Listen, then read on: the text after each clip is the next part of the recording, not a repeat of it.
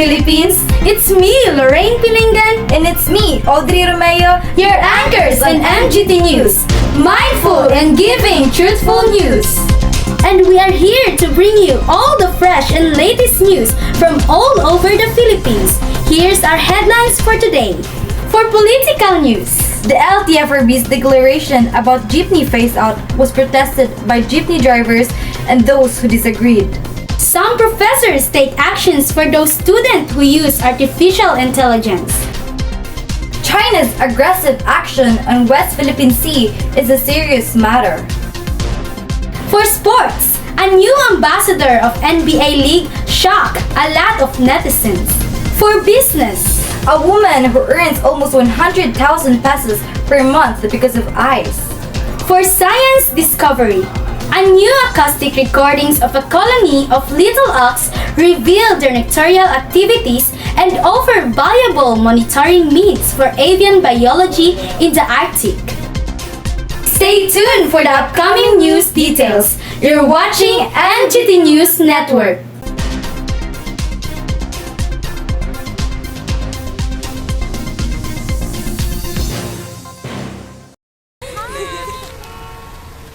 Nissin butter coconut.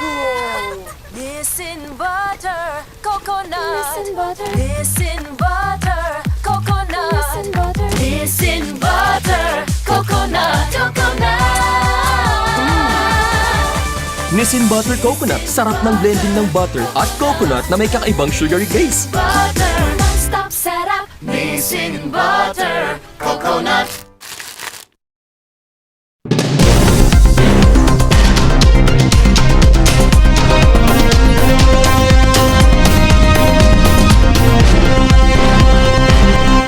Welcome back to MGT News Report. The LTFRB's declaration about the jeepney phase-out was protested by the jeepney drivers and those who disagreed. Jeepney drivers protesting about the PUV or the Public Utility Modernization Program. Let's take a look now at the situation happening in Caloocan City. Marvin Villanueva reports. The declaration of LTFRB about jeepney phase-out shocked the netizens. Jeepney is one of the main and easiest ways to travel, but the traditional jeepney that we love to ride every day is slowly disappearing from the road. That's because of government is replacing traditional jeepneys with modern PUV units. I'm here at Caloocan City, wherein a lot of people are protesting about phasing out of traditional jeepneys.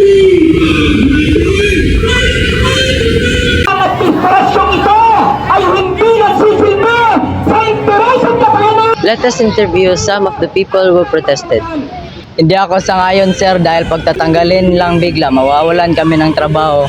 Dapat kung aalisin nila ay may papalit sila. Kami kasi kawawa dahil nagpaparal kami ng college at elementary. Ano namin yun tutustusan kung wala kaming trabaho? Nangungupahan lang din kami. Kulang na nga may kinikita ko kunin yung panganap buhay namin kaya Lotto Jeepney is out.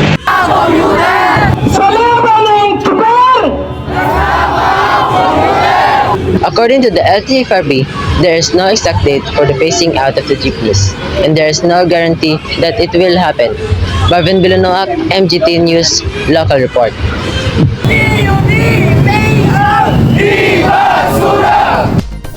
Thank you, Marvin. Meanwhile, some professors take actions for those students who use artificial intelligence. If before, the problem was copying in some classes, now the use of artificial intelligence or AI in schoolwork has been acted upon by teachers. The response of the universities and the DepEd will be shown by Ashley Cuenco. Ashley? The philosophy professor Talahuron was one check the essay submitted by her student. There's a kind of suspicion na parang hindi to work nung estudyante. I have read some papers in past nung bata na yun. And bakit bigla bumunda yung essay niya? She said she used an AI detector when she encoded the student's submitted work and the result was. And lo and behold, nag-flag yung AI detector that this piece is work of an AI.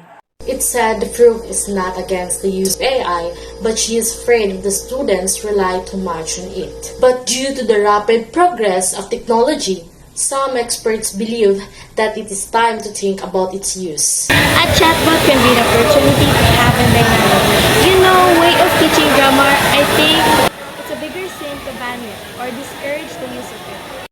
There are some universities that have started making guidelines for the use of AI. Even the Department of Education is said to accept how quickly technology can change and now the artificial intelligence can no longer be avoided. They are said to be making clear guidelines on its correct use, which is said to be possible to include in a curriculum. Thank you, Ashley. Next, China aggressive action in the West Philippine Sea is a serious matter. It became viral on social media. Daniel Balikot reports. The Philippine resupply boat was bombarded with water from the outside to the inside, which was sailing in the same direction on May 4. But the Chinese ship that were double or triple the size of the Philippine ship attacked us. 4 people were injured in the Ozina May 4, and one of them had to be rushed to the hospital. Let's interview the person who has seen the happening on the air supply boat. Sumabog yun, as you can see in the video. Medyo malakas yung tunog and everybody is napadapaan kami sa bridge. Just to cover and unfortunately, meron pa rin tinamaan na sharp nail. She said that it's obvious that China has not intention of sneaking Philippine ship. What they are doing is destroying the engine or machine so that it will be damaged and will not be able to move forward to VRP Sierra Madre, made where it will deliver supply. Daniel Kirby Balikwat, MGT News Report. Thank you, Daniel, for that report. Up next, the new ambassador of NBA League shocked a lot of netizens. Stay tuned for the details when we come back only here in MGT News, mindful and giving truthful news.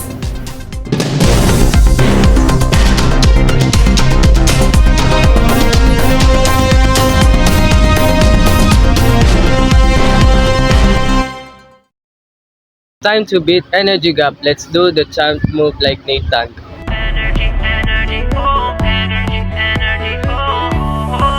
Low energy, matamlay, low focus ka. Baka energy gap yan. 4 out of 5 kids have it. Energize! Start your day the champion way. Healthy energy, energy gap. Be energy gap. Drink Milo every day. Milo every day. With your 3 balanced meals, beat energy gap. Drink Milo every day. Every day. Drink Milo every day and help beat energy gap like a champ.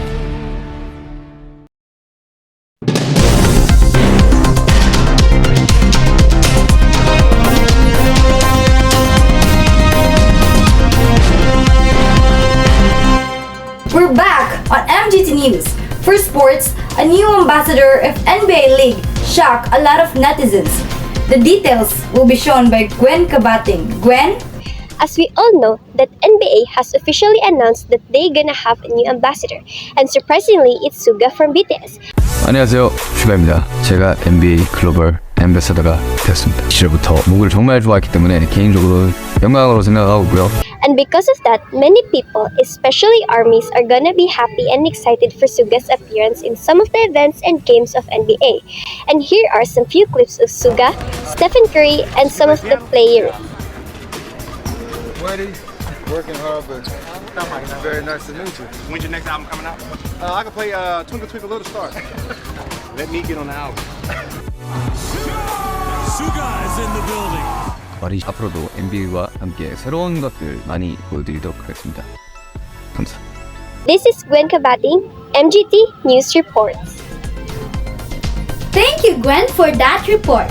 For business, a woman who earns almost 100,000 per month just for selling ice. They nicknamed her Miss Yellow. Cassandra Ayala reports. Ayala? It cannot be denied that the weather in Philippines is very hot, so we are really looking for something cooling and refreshing to drink. And what we usually do is we put ice in the water that we're going to drink. But did you know, because of ice, a woman's life was changed? Hi guys! For today's video, ayan, samahan nyo na naman ako sa mga kaganapan ko dito sa bahay ngayong araw. Medyo late na nga ako nagising ngayon dahil nga sobrang pagod ko kahapon. Siyempre, pagkagising ko nga ito, diretso deliver ka agad ng yelo.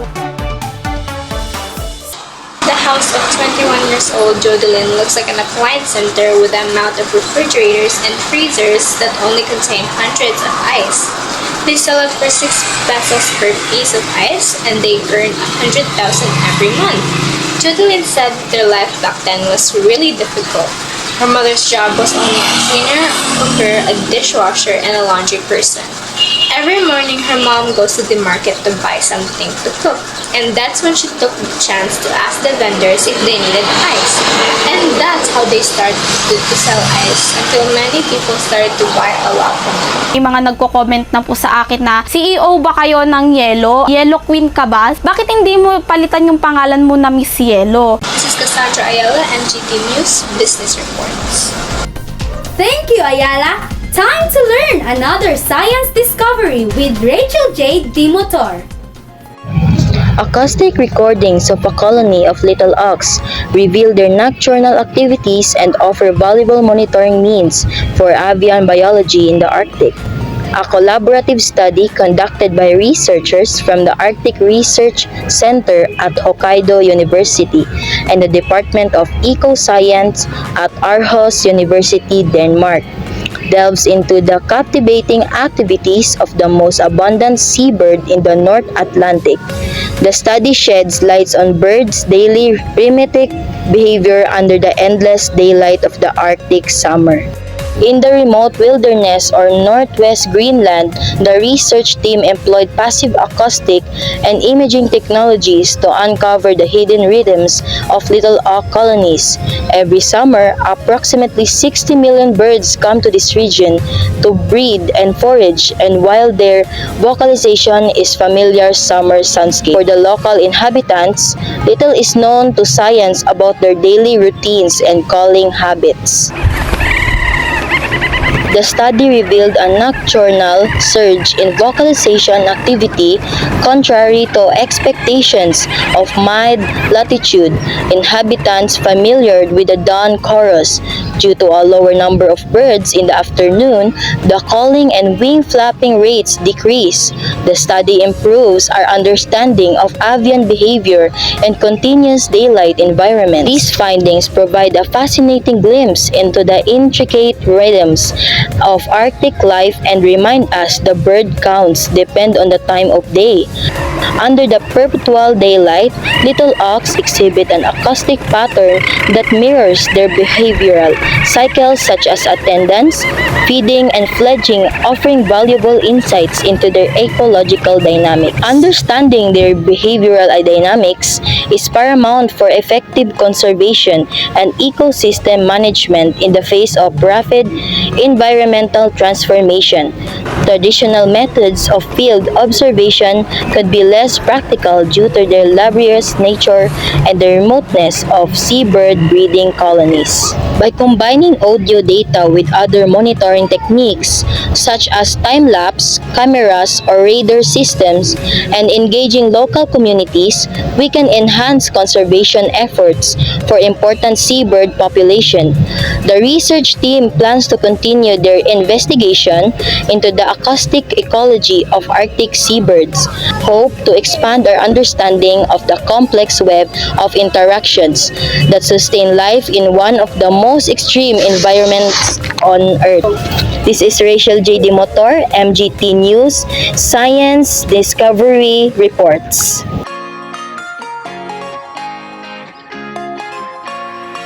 And that's our latest news for today. I am Lorraine Pilingan. And I am Audrey Romeo. Until next time, only here on MGT News. Mindful and giving truthful news. God bless Philippines!